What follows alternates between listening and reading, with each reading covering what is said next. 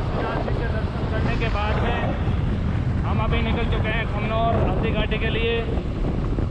और अभी भी रास्ते में ये जो दृश्य दिख रहा है ये बड़ी होटल के छोटी होटल के आगे का है।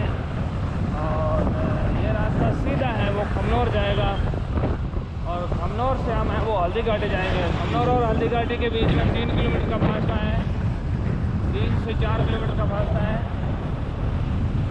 तो बने रहिए हमारे साथ।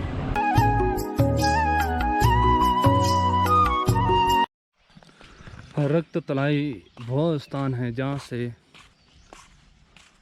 महाराणा प्रताप, वीर शिरोमणि महाराणा प्रताप ने यहाँ से देश की आन बान और शान, मातृभूमि की आन बान और शान को बचाने के लिए यहाँ से रणघोष किया था, जिसमें सभी जाति धर्म के लोग हैं।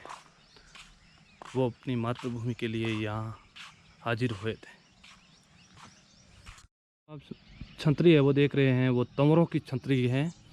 यहाँ ग्वालियर के जो रामसा तंवर और उनके 3 पुत्र अपने आश्रयदाता प्रताप के पक्ष में लड़कर और काम आए थे, वीरगति को प्राप्त हो गए थे।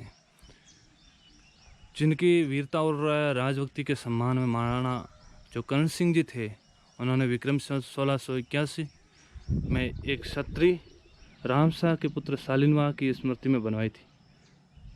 और यह इस शिलालेख में बताया गया है कि जो देश की माटी के लिए काम आए थे, उनके लिए ये छतरी है वो बनाई। श्री राम के वंशज, भारत के प्रथम स्वतंत्रता सेनानी और वीर शिरोमणि प्रात स्मरण राणा प्रताप द्वारा मातृभूमि की आन बान और शान की रक्षार्थ 18 जून 1576 को आम जन के सहयोग से लड़े गए हल्दी घाटी के जनयुद्ध में सभी जाति धर्म के कई देशभक्त शहीद हुए थे। शौर्य एवं वीरता दिवस के रूप में हल्दी घाटी पर्यटन समिति द्वारा प्रतिवर्ष युद्ध तिथि पर दीपांजलि अर्पित कर हल्दी घाटी रण क्षेत्र में युद्ध दिवस के आयोजन में भव्यता देने का नवाचार अपनाया व क्षेत्र के युवाओं को इस समारोह में जुड़ने का प्रयास आरंभ किया। ग्राम पंचायत खमनौर द्वारा युद्ध तिथि समारोह को प्रतिवर्ष भव्यता से मनाते हुए स्थानीय आयोजन की स्वीकृति। और ये आप अंदर का दृश्य है वो देख रहे हैं, ये पूरा रक्त तलाई का क्षेत्र है, पुरातत्व विभाग के अंडर आता है ये पूरा। इस युद्ध का नेतृत्व है वो महाराणा प्रताप और अकबर की सेना की तरफ से मान सिंह कर रहे थे, जो क्रमशः घोड़े और हाथी पर चढ़ करके इस हल्दी घाटी के युद्ध में कूद पड़े थे। और इसी जगह वो है वो भयंकर युद्ध है वो हुआ था। यह है वो रक्त तलाई। और इतना भयंकर युद्ध था कि चारों ओर जो है वो लाशों के ढेर है वो लग गए थे।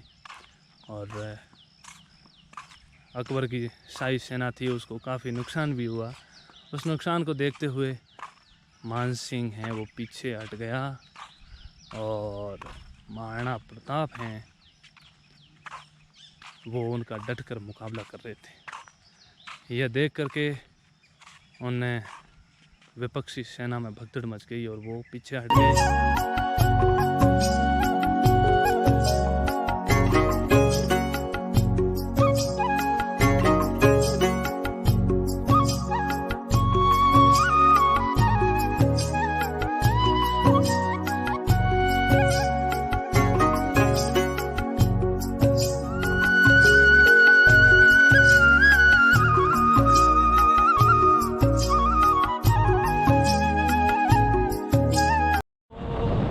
हल्दी घाटी में समर लड़ो वो महाराणा प्रताप कटे,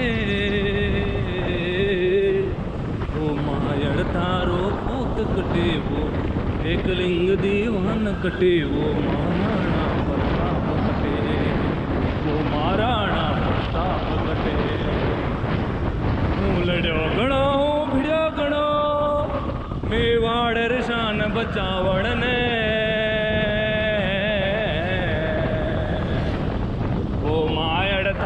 पूत कटे वो एकलिंग दीवान कटे वो महाराणा प्रताप कटे वो महाराणा प्रताप कटे।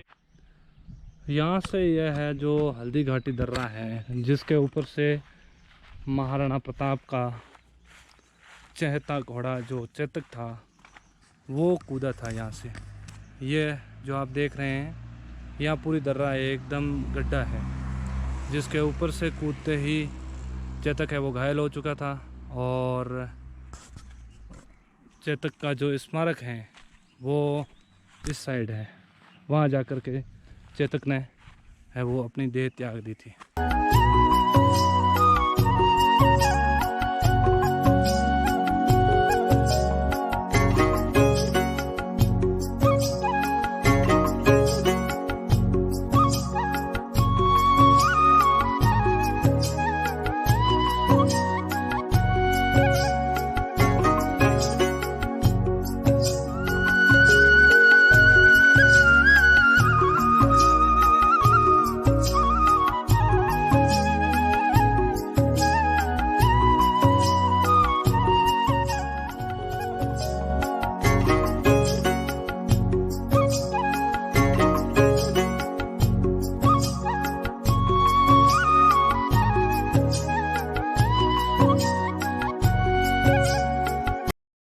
यह है चेतक समाधि स्थल बलीचा।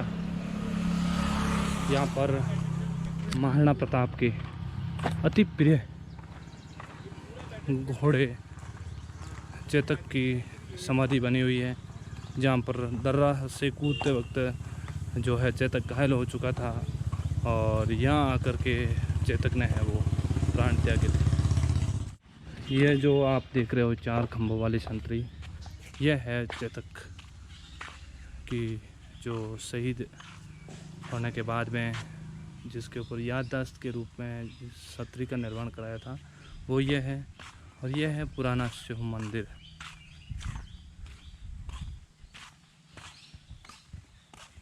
और इस चीज़ को और शानदार बनाने में बहुत मेहनत की है। चारों तरफ बगीचा और 4 दीवारी और शांत एकदम शांत वातावरण और जिसके बीच में ये महान शहीद घोड़े महाराणा प्रताप के अति प्रिय घोड़े चेतक का समाधि स्थल।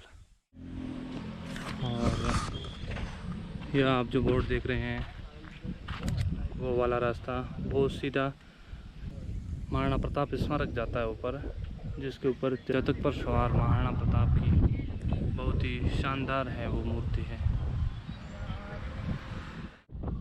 ये आप चारों तरफ देख रहे हैं ये पूरा हल्दी घाटी क्षेत्र है।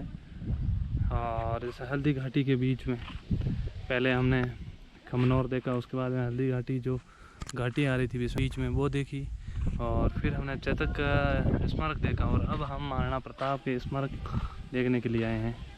और यह है जो प्रसिद्ध मेवाड़ के महाराणा प्रताप जी का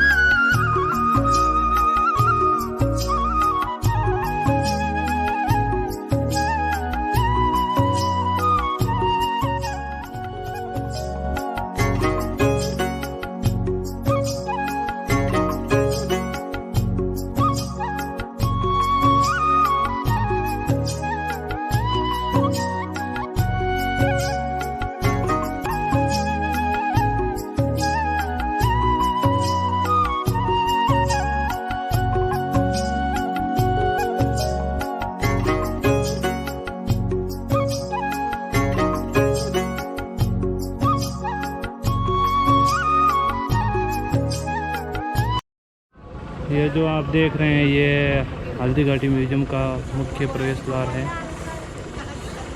और इस साइड से ये है जो रास्ता है ये बाहर को निकलता है। और अब की बार इस जो हल्दी घाटी म्यूजियम है इसको बहुत ही शानदार तरीके से एकदम मॉडिफाई किया है। पहले एकदम छोटा था, अब पूरा बाहर का जो माहौल है बहुत ही खूबसूरत बना दिया है।